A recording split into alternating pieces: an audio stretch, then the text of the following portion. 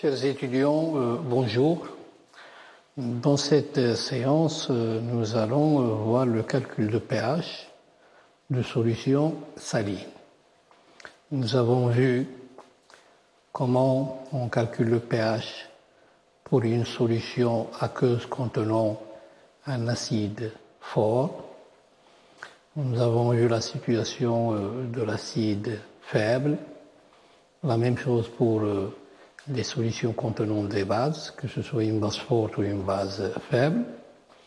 Nous avons vu aussi comment on calcule le pH d'une solution qui contient une substance en folite ou en photare, c'est-à-dire qui peut être et qui joue à la fois le rôle d'un acide et d'une base.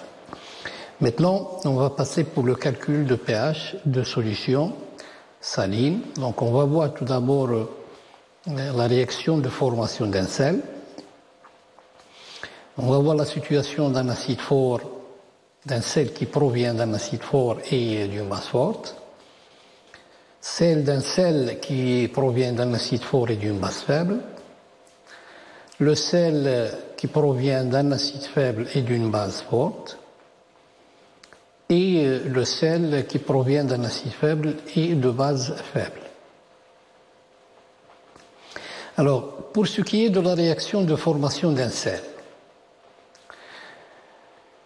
on va voir donc cette réaction-là et on va essayer de bien comprendre la relation Ka, Kb égale Ke, ça veut dire quoi?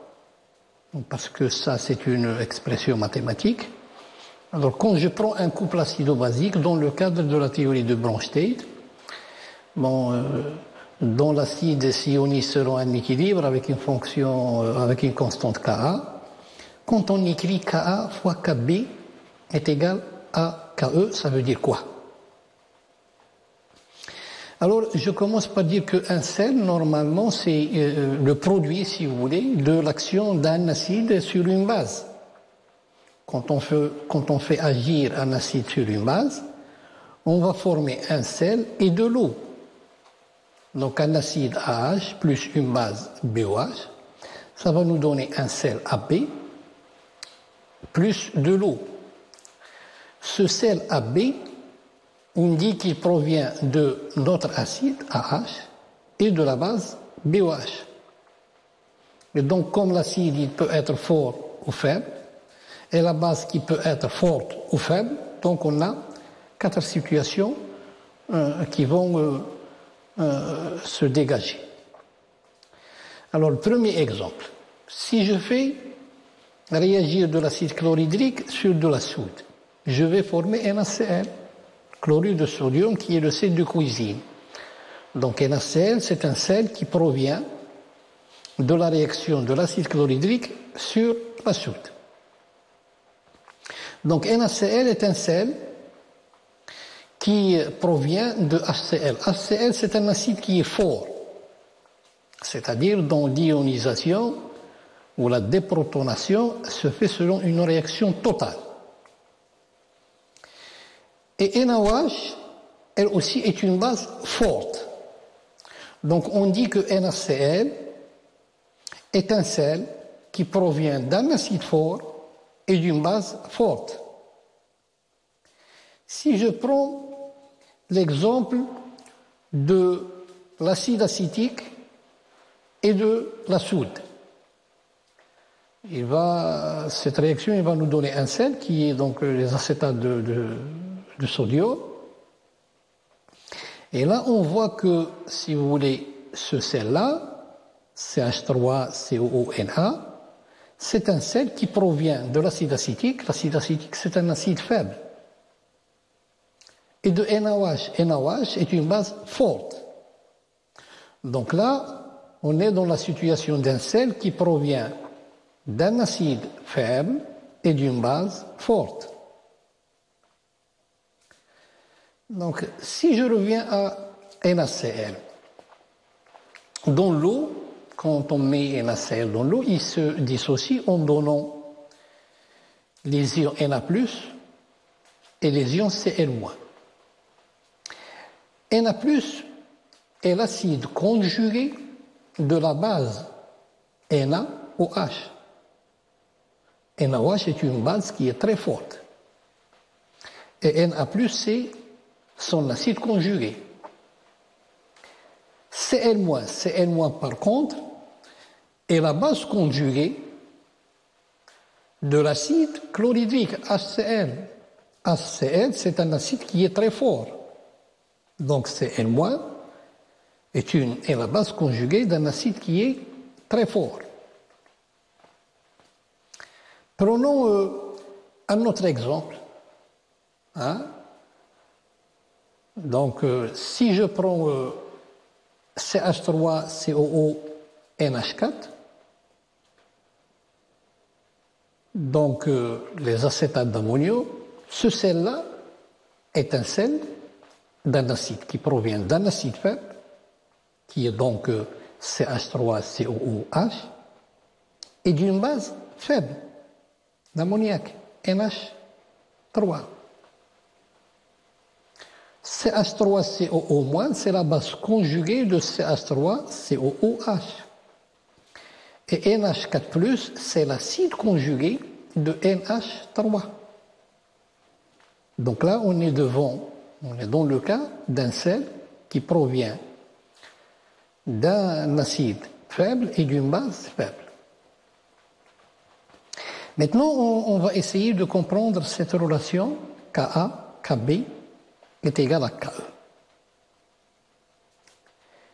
Cette relation, il est équivalente à pKa plus pKb égale 14. Donc, on fait le log décimal, puis avec un signe moins. Donc, on arrive, à partir de Ka, Kb égale Ke, on arrive à la relation pKa plus pKb égale 14. Donc, mathématiquement, si je regarde pKa et pKb comme deux variables, donc c'est comme si j'ai x plus y égale 14. Il est tout à fait normal que si x augmente, y diminue, et réciproquement. Donc ça veut dire quoi là? Ça veut dire que je suis en train de comparer le pKa et le pKb d'un même couple acido-basique. C'est-à-dire, si je prends un couple acide-base dans le cadre de la théorie de Bronsted, le Ka, c'est la constante de l'équilibre de la déprotonation de l'acide. Donc, quand Ka est une grandeur qui va nous donner une idée sur la force de l'acide. Et pKb, il va nous donner une idée sur la force de sa base conjuguée. Bien sûr, dans les deux cas, à partir du moment où on parle de pKa, on est dans la situation d'un acide faible. Et lorsqu'on parle de pKb, on est dans la situation d'une base faible. Mais le fait d'écrire pKa plus pKb égale 14 égale une constante, ça, c'est une équation qui traduit la relation qu'il y a entre la force d'un acide et la force de sa base conjuguée. Donc pKa et pKb sont des constantes d'équilibre thermodynamique. Alors si pKa est petit, donc d'autant plus que la valeur de pKa est petite, l'acide est fort. Mais si pKa est petit, dans ce cas-là, pKb a une valeur, ce terme-là a une grande valeur. Donc le pKb est grand. Et la base est très faible. Et réciproquement, si l'acide est très faible, sa base conjuguée est moyennement forte. Donc nous avons la force d'un acide et la force de sa base conjuguée sont inversement proportionnelles. Le cas d'un acide qui est très fort, exemple HCl. HCl est un acide qui est très très fort, donc sa dissociation est totale, donc Ka est supérieur à 1, pKa est négatif. La conséquence, c'est que sa base conjuguée, elle serait très faible. Là, vous voyez sur cette échelle graduée en pKa, sur lequel nous avons porté les deux couples de l'eau. Donc, le premier couple qui a un pKa égale 0, le deuxième couple qui correspond à un pKa qui est égal à 14. Donc, HCl-, c'est la base la plus faible, puisque son acide conjugué, qui est donc HCl, est un acide très très fort. Donc, comme je vous l'ai dit, selon la méthode gamma, sur un axe, donc on met les acides à droite, on met les bases à gauche et on classe les différents couples acide-base selon la valeur du pKa. Alors donc, Cl-, qui est la base conjuguée de HCl, donc elle est très très faible, il est tellement faible que l'ion Cl- ne va pas réagir dans l'eau. Vous voyez, on est à l'extérieur de l'eau, on n'est pas dans l'intervalle 0,14 en fait, et donc cet ion, il est inerte. Donc Cl- est inerte, il ne réagit pas dans l'eau. Il est tellement faible qu'il ne réagit pas dans l'eau. Le cas d'une base forte, si je prends l'exemple de NaOH, la dissociation de la base, elle est totale, donc Kb est très grand, donc pKb est négatif. On va donc se retrouver dans cette situation qui est la NaOH est une base qui est très forte, donc toujours avec la méthode gamma, Na+, qui est son acide conjugué, il est le plus faible des acides qui puissent exister dans l'eau. Donc il ne peut réagir sur aucune base. Na+, donc, est un ion qui est inerte. Donc toujours, je reviens à cette méthode que nous avons vue, la méthode gamma, donc sur une échelle graduée en pKa, on positionne tous les couples acido-basiques. Là, vous voyez que pour le couple NaOH, Na+, on est à l'extérieur, si vous voulez, de l'intervalle 0,14. Puisqu'on est à l'extérieur de cet intervalle-là, parce que NaOH étant une base très très forte, son acide conjugué Na+, est vraiment très très faible, et donc on dit qu'il est inerte puisqu'il ne réagit pas. Troisième cas, le cas d'un acide, si vous voulez, ou une base qui est moyennement faible, où on a un pKa entre 0,14. Donc sa base conjuguée, elle aussi, aura une valeur, une constante comprise entre 0 et 14. Lorsque vous avez pKa qui est compris entre 0 et 14, traduisons le fait qu'on a un acide moyennement faible, et alors le pKb, la valeur du pKb, elle aussi, elle serait dans l'intervalle 0,14. Et par conséquent, que ce soit l'acide ou sa base conjuguée, tous les deux, ils vont réagir. Voilà. Si je prends pKa égale 6, alors pKb égale 8, et donc là, vous voyez que dans la solution, les deux éléments, que ce soit l'acide ou sa base conjuguée, ils peuvent réagir dans l'eau. On dit que l'acide, dans ces conditions-là, lorsque pKa est entre 0 et 14, on dit que l'acide est moyennement faible et sa base conjuguée est elle aussi moyennement faible. On est donc dans cette situation où tous les deux, aussi bien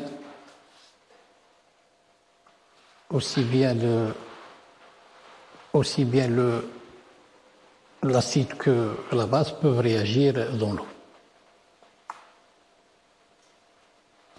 Maintenant, on va revenir pour le calcul de pH après cette partie introductive sur les sels et le comportement de ces composants dans l'eau.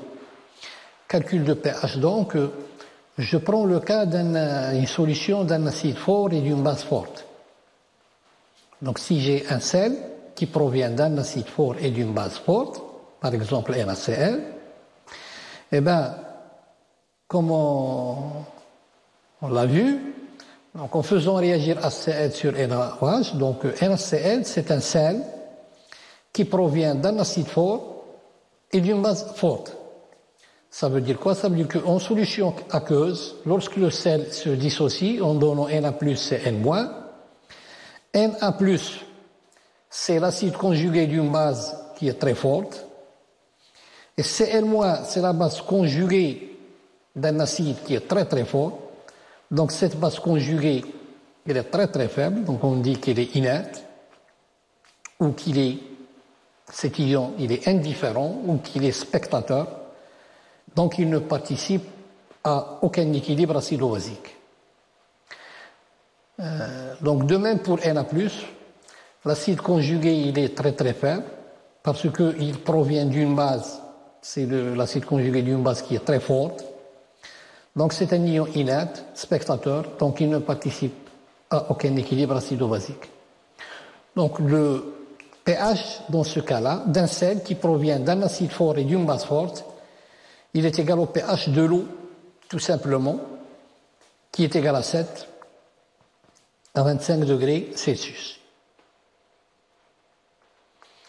Maintenant, si je considère une solution d'un sel qui provient d'un acide fort et de base faible. Donc, l'exemple NH4Cl, chlorure d'ammonium. Donc, en le mettant dans l'eau, il va nous donner NH4+, plus Cl-. Donc, Cl-, c'est un ion inerte, spectateur. Donc, il ne va pas changer quoi que ce soit. Il reste NH4+. NH4+, c'est l'acide conjugué d'une base faible, qui est NH3, qui a un pKa est égal à 9,2. Donc, le pH de cette solution, ça serait celui d'une solution d'un acide faible, tout simplement. Donc, pH égale 1,5 pKa moins logarithme de la concentration de NH4+, c'est-à-dire 1,5 pKa moins logarithme de la concentration en sel, tout simplement. Solution, cette fois-ci, d'un sel provenant d'un acide faible et d'une base forte. L'exemple, les acétates de sodium. Dans ce cas-là, quand on met le sel dans l'eau, il va nous donner Na+ d'un côté et CH3COO-. Na+, c'est l'acide conjugué d'une base qui est très très forte, qui est NaOH. Et par conséquent, le Na+, c'est un acide qui est très très faible, donc c'est un ion qui sera un spectateur, il ne va pas changer quoi que ce soit. Alors que CH3COO-, c'est la base conjuguée d'un acide faible, qui est CH3COOH. Donc, ça serait une base moyennement faible, elle aussi. Et donc, dans ce cas-là, on aura le pH d'une base faible. Tout simplement. Donc, Na+, c'est l'acide conjugué de la base, qui est très forte. C'est un ion inerte. Hein. CH3COO-, c'est la base conjuguée de l'acide faible, CH3COH. Et donc, le pH de la solution est celui d'une solution de base faible. Donc pH, c'est 7 plus 1,5 pKa plus 1,5 logarithme de la concentration de CH3COO-, ou si vous voulez, de la concentration en sel. Pour une solution d'un sel d'acide faible et de base faible. Donc dans ce cas-là, on va avoir une base conjuguée moyennement faible avec un acide conjugué moyennement faible, donc tous les deux. Alors l'exemple, c'est l'acétate d'ammonium. Hein? Dans l'eau, on obtient donc une solution contenant un acide faible, si vous voulez, et une base faible. Donc c'est comme le caractère d'une substance ampholyte, on a les deux fonctions qui sont là. La solution est donc faiblement acide ou faiblement basique et le pH est voisin de 7. Donc, prenons le cas général, prenons un sel qu'on va noter petit a, petit b. Alors, petit a, petit b, quand on va le mettre dans l'eau, il va nous donner donc A- plus B+. A-, c'est la base conjuguée de l'acide faible AH. Et B+, c'est l'acide conjugué de la base faible BOH, si vous voulez. Donc, on a concentration de A- qui est égale à concentration de B+, puisqu'on vient de mettre dans l'eau une certaine quantité de sel. Et donc, lorsqu'on écrit la réaction de A-, qui est donc la base conjuguée de l'acide AH, on va obtenir cette réaction. Avec B+, donc qui est l'acide conjugué de sa base BOH, on va avoir ceci. Alors, en écrivant la constante d'acidité de l'acide faible AH, on va avoir Ka qui est égal à la concentration de A- fois la concentration de H+ sur la concentration de AH. Ka, c'est la constante d'acidité de l'acide faible petit a H. Écrivons Ka2 qui, si vous voulez, correspond à la constante d'acidité de l'acide faible B+, qui est l'acide conjugué de la base BOH. Donc, à partir de ces deux expressions, si on écrit l'électroneutralité, il va nous donner la concentration de A- plus la concentration de H- est égale à la concentration de B+, plus la concentration de H+. Et à partir de là, si on néglige les concentrations en H+, et en OH-, devant la concentration en sel, on aura, si vous voulez, concentration de A- plus concentration de H+, qui est égale à la concentration de B+, plus concentration de H+, qui va se traduire par, tout simplement, concentration de A- égale concentration de B+. Et donc la concentration en sel, il est égal à la concentration de A- plus la concentration de AH, et qui est en même temps égal à la concentration de B+, plus la concentration de BOH. Ça va donc nous permettre de déduire que la concentration de AH est égale à la concentration de BOH. Et à partir de ce moment-là, si je forme le produit Ka1, Ka2, si je remplace, donc certains termes ils vont se simplifier, BOH avec AH, et A- avec B+. Et ce produit-là, Ka1, Ka2, il est égal tout simplement à la concentration de H+ au carré. Et donc on retrouve exactement pH égale 1,5 pKa1 plus pKa2. Je vous remercie.